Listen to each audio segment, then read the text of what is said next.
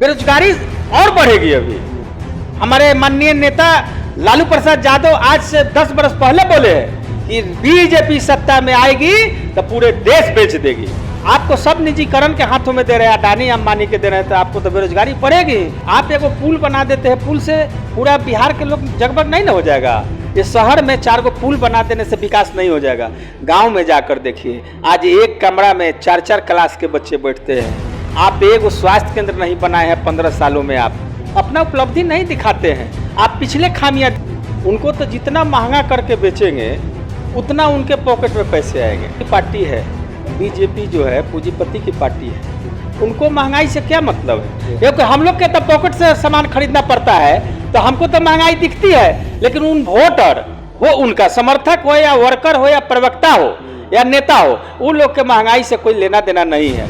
इसलिए कि इतना ने ब्लैक मनी आ रहा है कि व्हाइट मनी की जरूरत कहाँ है। तो महंगाई कमर तोड़ है।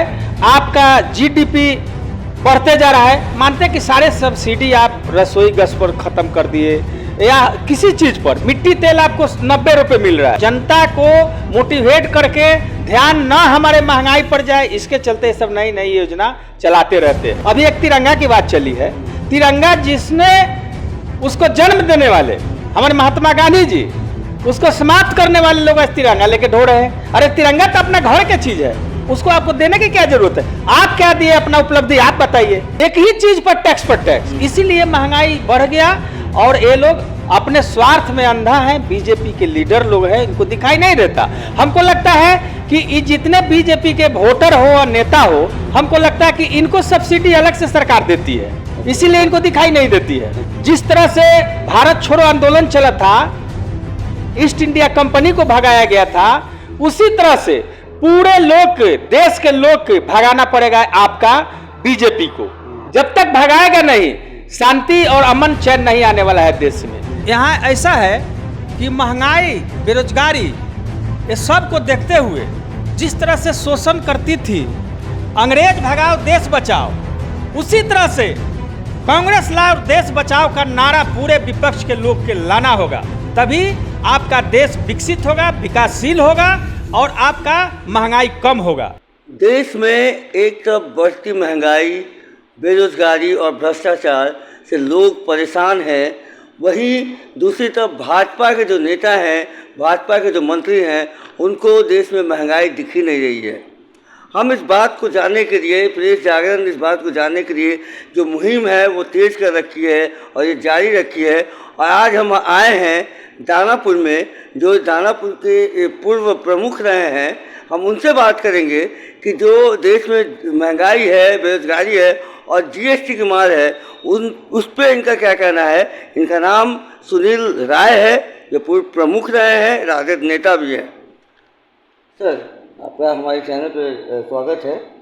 धन्यवाद। ये सवाल ये आ रही है सर कि देश में महंगाई और बेरोजगारी, जीएसटी की मार लगातार बढ़ रही है, लेकिन वही भाजपा के नेताओं को जो है दिख ही नहीं है सर महंगाई और बेरोजगारी। देखिए, पूंजीपति की पार्टी है बीजेपी, जो है पूंजीपति की पार्टी है। उनको महंगाई से क्या मतलब है? उनको तो जितना महंगा करके बेचेंगे उतना उनके पॉकेट में पैसे आएंगे। जीएसटी लागू हुई थी कि 1 कंट्री 1 देश 1 टैक्स, लेकिन यहाँ मोड़ टैक्स लिया जा रहा है। क्योंकि आप जहाँ मैन्युफैक्चरिंग होती है, खाद्य सामग्री हो या कोई भी चीज़ हो, वस्तु हो, आप होलसेल जहाँ बनती है या जब वहाँ से आती है माल, तो वहाँ पर टैक्स ले लिया जाता है। फिर होलसेलर के पास जाता है, रिटेलर के पास जाता है, उसके बाद जो खाते हैं हम, रेस्टोरेंट में भी टैक्स देते हैं। तो ये कौन सा देश है भाई? नाम है 1 कंट्री 1 टैक्स और मोड़ टैक्स। इसको तो मोड़ टैक्स नाम रख देना चाहिए, जीएसटी नहीं रखना चाहिए। चौक चौराहे टैक्स इसको लगा देना चाहिए। मानते हैं कि सरकार टैक्स लेती है, जीएसटी मूल निर्धारण होनी चाहिए। आपको अभी एक जो हम लोग अमूल का छाछ पीते हैं, 10 रुपए के 12 रुपया कर दिया गया। 5% जब दही और पनीर पर लगाए तो 10 रुपए के 5% कितना होता है? 50 पैसा। तो उसमें आप लेते हैं 12 पैसे। आटा 500 रुपए क्विंटल पर बढ़ा दिया गया। आप 5% से कितना हुआ? तो उसका आप मूल्य निर्धारण करिए और मूल्य निर्धारण करके पेपर में आउट करिए कि आटा का यही रेट हुआ, उसमें इंक्लूडिंग जीएसटी, क्योंकि जहां से फैक्ट्री है जो मिलर लोग है वो भी टैक्स देते हैं, तो टैक्स से ही निकलता है। तो फिर होलसेलर और रिटेलर और खाने के सामग्री में क्यों आप खाते हैं, हम रेस्टोरेंट में वहां भी देते हैं टैक्स, तो कितना टैक्स लीजिएगा एक देश में? एक ही प्रोडक्ट पर टैक्स, एक ही चीज पर टैक्स। इसीलिए महंगाई बढ़ गया और ये लोग अपने स्वार्थ में अंधा है। बीजेपी के लीडर लोग हैं, इनको दिखाई नहीं देता।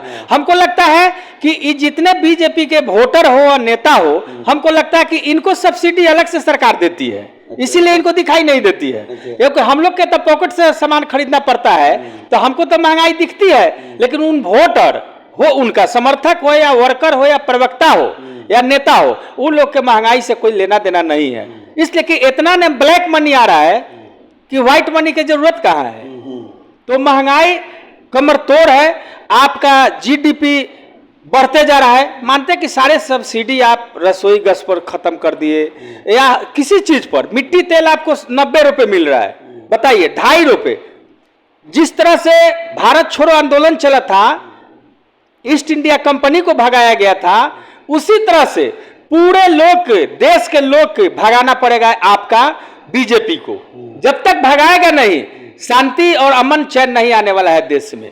क्योंकि जब नेपोलियन ने कहा था कि जब भी जनता कोई बात करे विकास की, तो उसको जाति धर्म में बांट दीजिए, दंगा करा दीजिए, ताकि उधर से मोटिवेट हो जाए। अभी एक तिरंगा की बात चली है, तिरंगा जिसने उसको जन्म देने वाले हमारे महात्मा गांधी जी, उसको समाप्त करने वाले लोग आज तिरंगा लेके ढो रहे हैं। अरे तिरंगा तो अपना घर की चीज है, उसको आपको देने की क्या जरूरत है? आप क्या दिए अपना उपलब्धि, आप बताइए, आप क्या देने वाले हैं? तो उस पर कोई उनका ध्यान आकर्षित नहीं है। आपको जनता को मोटिवेट करके ध्यान ना हमारे महंगाई पर जाए, इसके चलते सब नई नई योजना चलाते रहते हैं। और बेरोजगारी भी एक बहुत बड़ी समस्या हो गई है। बेरोजगारी और बढ़ेगी। अभी हमारे माननीय नेता लालू प्रसाद यादव आज से 10 बरस पहले बोले हैं कि बीजेपी सत्ता में आएगी तो पूरे देश बेच देगी।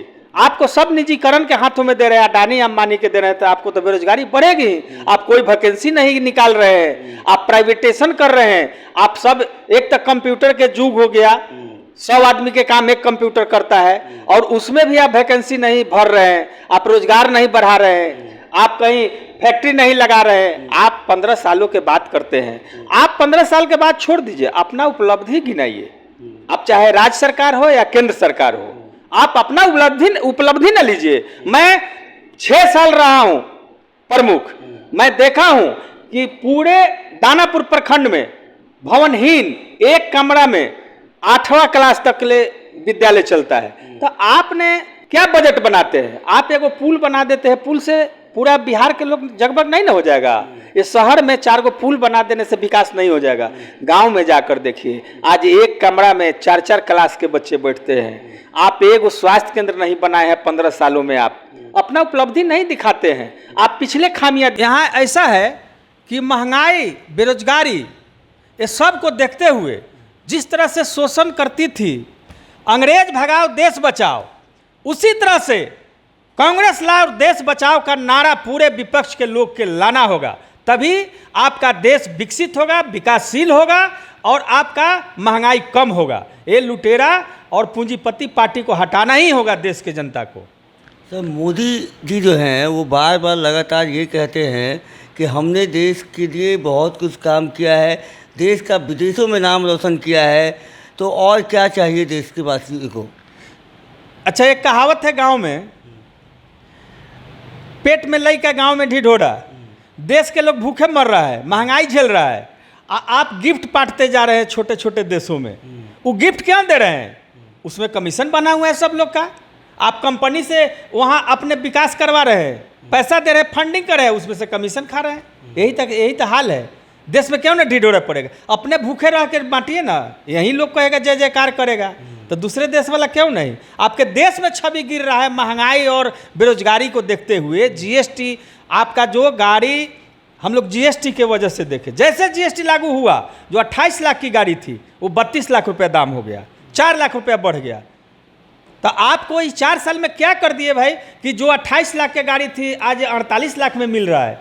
20 लाख रुपया कहाँ जा रहा है? कौन खा रहा है? पूंजीपति लोग खा रहे हैं जीएसटी के नाम पर। धन्यवाद सर। आप सुन रहे थे कि सुनील प्रमुख जी को, इन्होंने बड़ा ही बेबाकी से और बहुत ही अच्छे ढंग से जीएसटी, महंगाई और बेरोज़गारी को लेकर बात की है। हम आगे भी ऐसी मुहिम, ये जो रोज़गार और बेरोज़गारी का, महंगाई का, हम आपके सामने लाते रहेंगे और ऐसे तमाम लोगों से आपको रूबरू कराते रहेंगे। तब तक के लिए धन्यवाद।